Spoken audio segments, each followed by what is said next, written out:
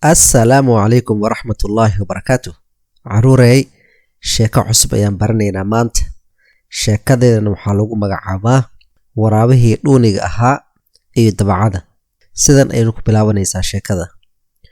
Waqti hore ayaa waxaa jiri jiray magaalo yar oo dad tiro badan ay ku noolaayeen.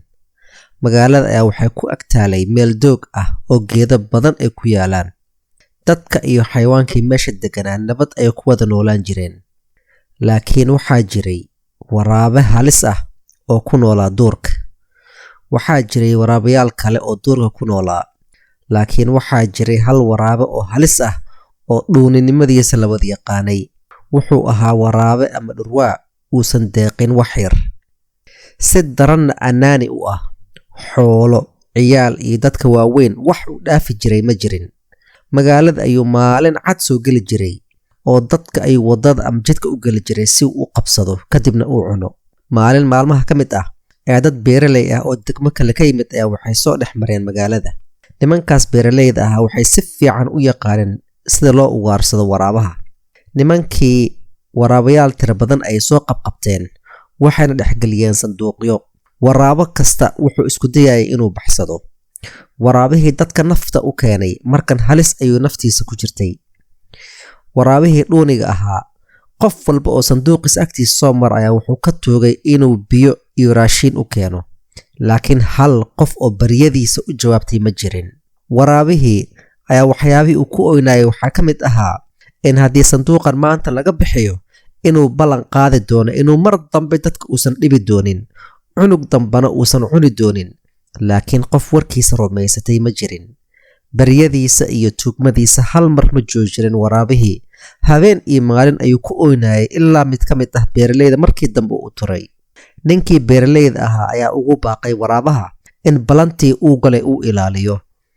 Caruurey, ma idinla tahay in waraabahan uu ilaalin doono balan ama in waraabo baahan oo ooman inuu balantaasi ilaalin doono? Haddaan aragno. Ninkii ayaa albaabkii sanduuqa ka furay waraabihii baahnaa oo oomanaa oo halista badnaa. Maadaama si daran uu u baahnaa oo maadaama dhowr maalin iyo habeen uusan waxba cunin. Hal mar ayaa waraabihii ku soo booday ninkii u raxmaday. Wuxuuna rabay inuu googoosto oo cuno oo uu ka dhargo. Ninkii beeraleyda ah ayaa aad u baryay waraabihii. Wuxuuna xasuusiyey balantii uu ka qaaday markii sanduuqa uu ku dhex jiray. Waraabihii ayaa ku jeesjeesay. Wuxuuna ugu jawaabay inuu warkaas iska iloobo. Wuxuuna u sheegay waraabo baahan inuusan balan iyo axdi toona lahayn oo balan uusan ilaalin karin. Waraabihii ayaa afka kala furtay asagoo raba inuu qaniino u googoosto ninkii maskiinka ahaa. Isla waqtigaas ayaa meesha waxaa soo martay dabaco. Markaas ayaa dabacadii ayaa waxay u sheegtay inay maqashay doodii meesha ka socotay. Waxayna weydiisay waxa uu yahay waxa la isku haysto. Markii dabacad ay si fiican u dhageysatay sheekadii ninka beeraleyda ahaa iyo waraabihii ayaa waxay la hadashay waraabaha. Dabacadii ayaa waxay ku tiri, waraabow warkaaga ma aamini karo in sanduuqaas yar lagugu dhex xiray adigoo sidan u weyn. Waraabihii ayaa la yaabay warka dabacada. Wuuna xanaaqay. Wuxuuna u sharxay in runtiisa ay tahay in lagu xiray sanduuqaas dhexdiisa.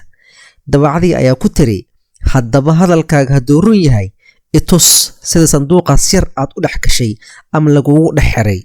Waraabihii ayaa sanduuqa dhex galay. Wuxuuna bilaabay inuu u sheego sida sanduuqaas ugu dhex jiray oo baahi iyo oon ugu dhex dhiman lahaa. Dabacadii ayaa u soo dhawaatay sanduuqa. Si dhaqso ah ayayna u xirtay sanduuqa afkiisa. Waraabihii naxariis darnaa. Sidaas ayaa markaa sanduuqa loogu xiray. Loogana ammaan helay.